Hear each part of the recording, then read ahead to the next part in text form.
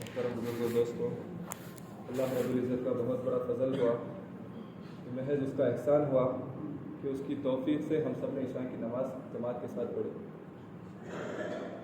کہ حدیث میں آتا ہے جو شخص عشاء کی نماز باجماعت پڑھتا ہے اسے آدھی رات عبادت کرنے کا ثواب ہے، اور جو شخص فجر کی نماز باجماعت پڑھتا ہے حدیثوں میں آتا ہے اسے آدھی رات عبادت کرنے کا ثواب ہے. اس کا سونا مفت میں رہا. ایک انسان کی زندگی 60 سال کی ہے، اگر اس 60 سال کی زندگی میں اس نے فجر اور عشاء کی پابندی کر لی تو رات کا حصہ کم و بیش 8 گھنٹے ہوتا ہے. تو وہ 8 گھنٹے اگر 60 سال سے حساب ڈالے تو 20 سال اس کی عبادت میں گزر گئی، سونا اس کا مفت میں رہا. تو بڑے یوں فرماتے ہیں کہ ہمیں تو سوتے سوتے جنت میں جانا ہے، کہ اللہ اتنے غفور و رحیم ہے کہ 1-2 وقت کی نماز سے پوری رات کا عبادت کا ثواب دیتا ہے. اور حدیثوں میں آتا ہے کہ جو بندہ 1 وقت کی نماز باجماعت پڑھتا ہے اسے اللہ 3,35,54,432 نیکیاں دیتے ہیں. یہ کتنا بڑا انعام ہے. کل قیامت کے روز ایک ایک نیکی کو انسان ترسے گا، اللہ اتنا بڑا ہمیں اجر دے. اب مغرب میں جو ہم نے عمل کیا وہ گشت والا عمل تھا، وہ مسجدوں کو آباد کرنے والا عمل تھا. کہ کل قیامت کے دن اللہ فرمائیں گے کہ میرے پڑوسی کہاں ہیں؟ تو فرشتے پوچھیں گے یا اللہ آپ کے پڑوسی کون ہیں؟ تو اللہ فرمائیں گے those who are frequent to the مسجد ان دنیا، کہ جو لوگ دنیا میں رہتے ہوئے مسجدوں کو آباد کرتے تھے. کہ اللہ نے ہم سب کو مسجد آباد کرنے والے کا عمل کروایا، اس پر ہم اللہ کا خوب شکر ادا کریں. تو محترم بھائی بزرگ دوستوں، اللہ کی ہم پر بے شمار نعمتیں ہیں، اگر ہم گننا چاہیں اس کا شکر ادا کرنا چاہیں تو گن نہیں سکتے. 18,000 مخلوقات ہیں، اللہ نے ہمیں اس میں اشرف المخلوقات بنایا. چاہتے تو کیڑا بنا دیتے، چاہتے تو سمندر کی مچھلی بناتے. ہم نے کوئی کچھ مانگا ہی نہیں اللہ سے، کہ اللہ نے ہمیں انسان اپنے فضل سے بنایا ہے، اپنے احسان سے بنایا ہے. اور دوسری جو اللہ کی بڑی نعمت ہے وہ اللہ نے حضور کی امت میں پیدا فرمایا. فرماتے ہیں کہ کل قیامت کے روز جنت میں جانے کے 120 صفحے ہوں گے. 120 صفحے جنت میں جائیں گے، اس میں سے 80 صفحے حضور کی امت کے ہوں گے.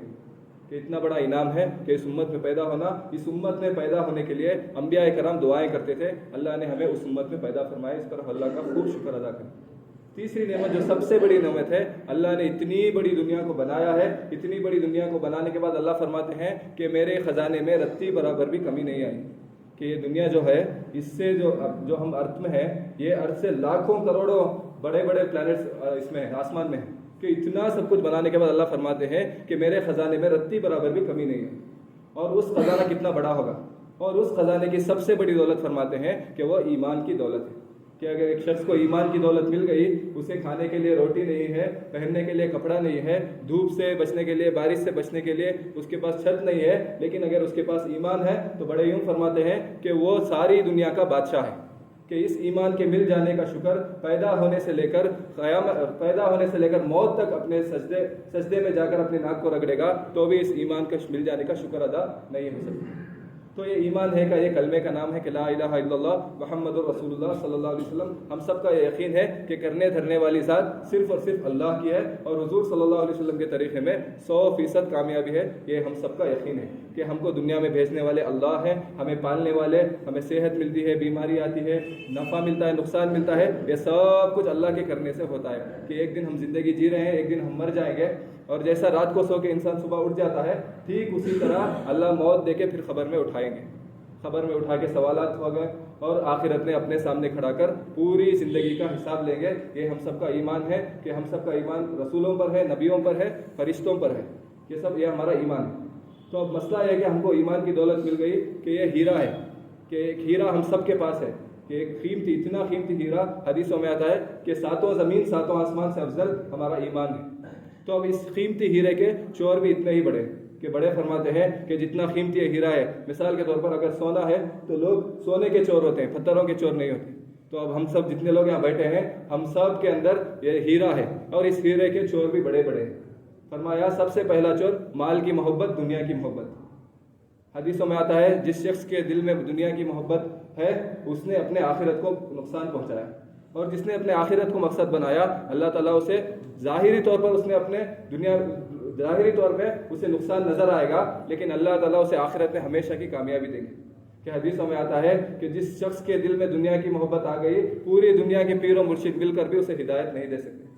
حضرت نے فضائل عمل میں بڑی خوبصورت مثال دی ہے کہ ایک شخص ریلوے اسٹیشن کو جاتا ہے، ویٹنگ روم میں بیٹھتا ہے کہ ٹرین کا انتظار کر رہا ہے، منزل کو جانا ہے، ویٹنگ روم میں بیٹھ کے وہ ویٹنگ روم کی چیزوں کو سنوارنے لگتا ہے کہ ویٹنگ روم کا فرنیچر ٹھیک کرتا ہے، ویٹنگ روم کا آئینہ ٹھیک کرتا ہے.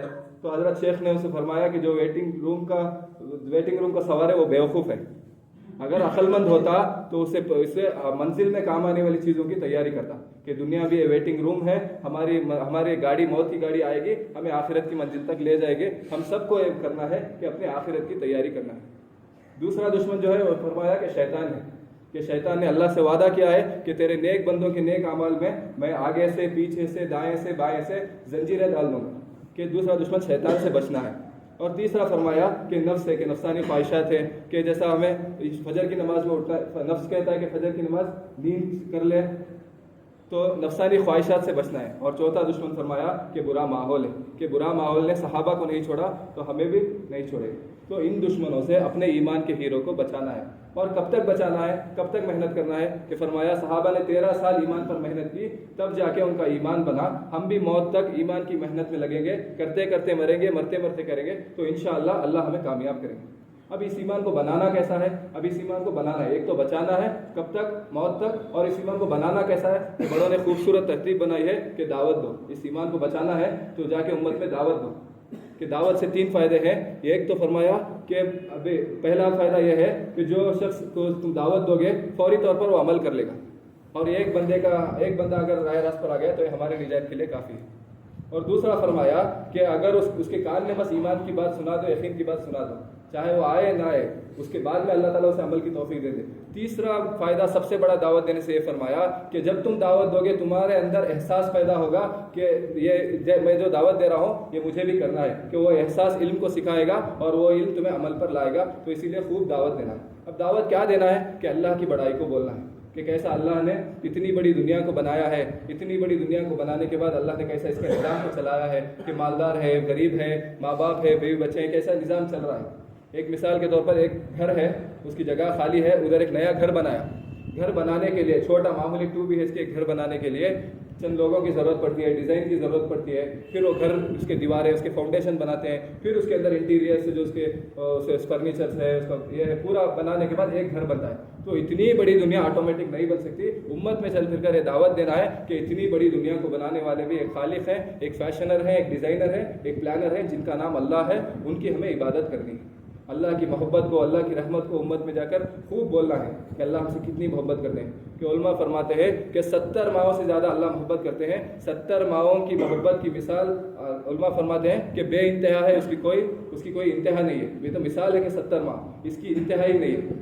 اور تیسرا اللہ کی رحمت کو بولنا ہے کہ اللہ کتنے آخرت کے روز قیام، اللہ کے رحمت کے 100 حصے ہیں.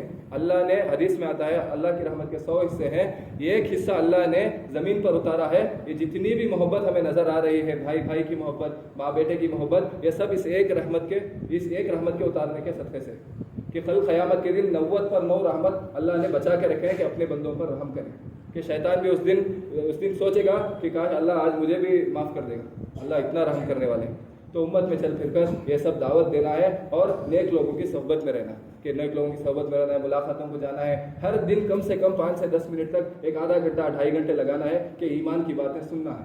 کہ دنیا میں رہتے ہوئے ہمارا دل غفلت میں ہو جاتا ہے، تو اسی لیے کم سے کم آدھا گھنٹہ 1 گھنٹہ امت میں چل پھر کر ایمان کی باتوں کو بولا ہے تاکہ ہم باقی رہیں.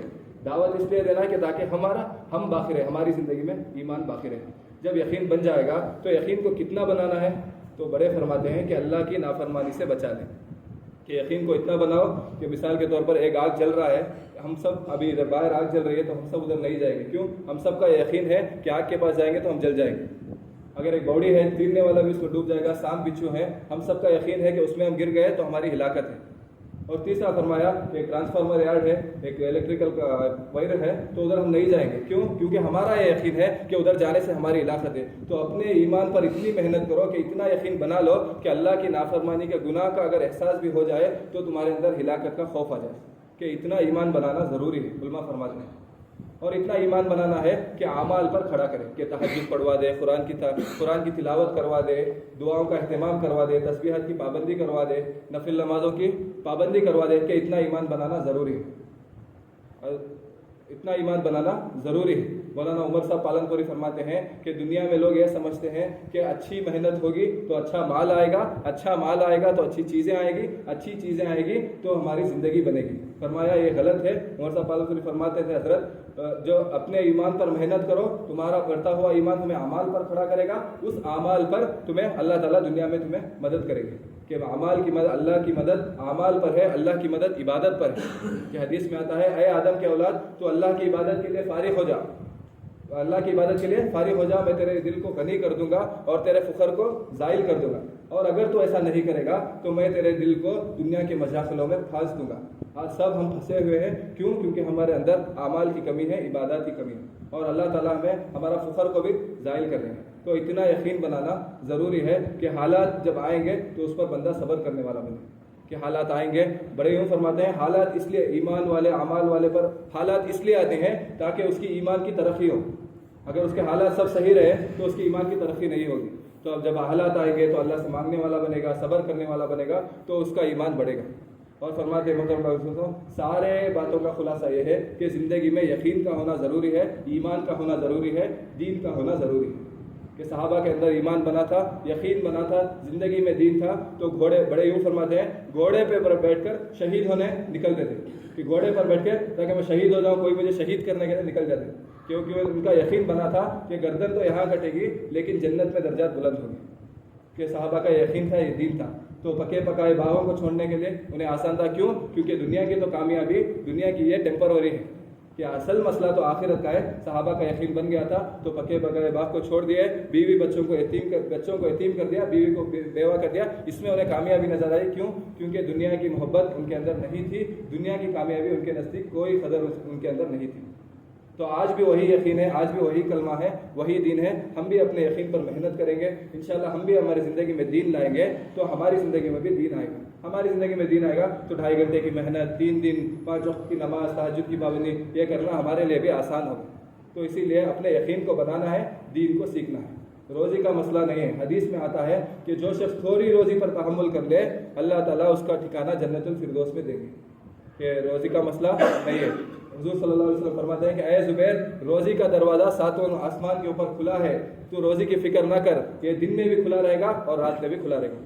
اللہ نے یقین کو بنانے کے لیے، دین کو سیکھنے کے لیے اللہ نے ہمیں خوبصورت محنت دی ہے، کہ دعوت و تبلیغ سے یہ خوبصورت محنت ہے کہ ہم اپنے زندگی میں ایمان کو لا سکتے ہیں، دین کو سیکھ سکتے ہیں۔ اس دنیا سے تھوڑے وقت کے لیے کٹ کے اس راستے میں جائیں گے تو اعمال کی پابندی آئے گی، مقام میں رہ کر اعمال کی پابندی نہیں آ سکتی۔ یہ بات طے ہے، یہ علماء فرماتے ہیں کہ مقام میں رہ کر فجر بھی چھوٹ جائے گی، عشاء بھی چھوٹ جائے گی، اسی لیے اللہ کے راستے میں نکلنا ہے، اعمال کی پابندی کو مشق کرنا ہے، کہ پریکٹس کرنا ہے۔ ایک کرکٹر اسٹیڈیم میں جا کے پریکٹس کرے گا تو اس کی پریکٹس پکا ہوگی، وہ کرکٹر بنے گا۔ ہمیں بھی اللہ کے راستے میں جانا ہے، جا کے اپنے ایمان کو بنانا ہے، دین کو سیکھنا ہے، تاکہ ہم مقام میں آ کے اپنے دشمنوں سے اپنے ایمان کی حفاظت کر سکیں۔ تو اللہ نے یہ ہمیں کام دیا ہے، اس لیے اس کام کو ہم کریں گے تو اللہ تعالیٰ ہمیں روزی میں برکت دیں گے۔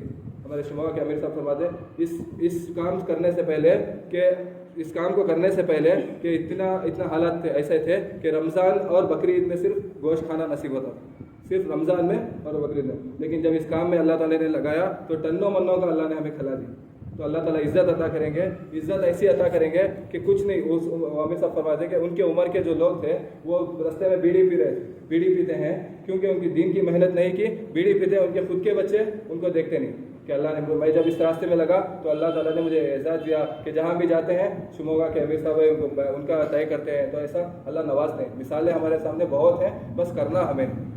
مولانا احمد لاڈ صاحب فرماتے ہیں کہ اس کام کو تم کرو، سوئی سے لے کر جنت کو جانے تک تمہیں جتنے بھی چیزوں کی ضرورت ہے اللہ تمہیں عطا کر دیں گے۔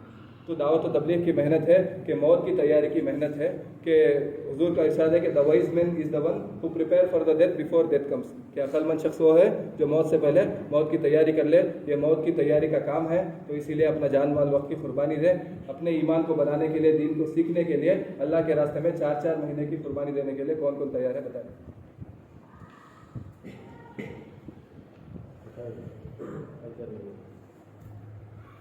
بہت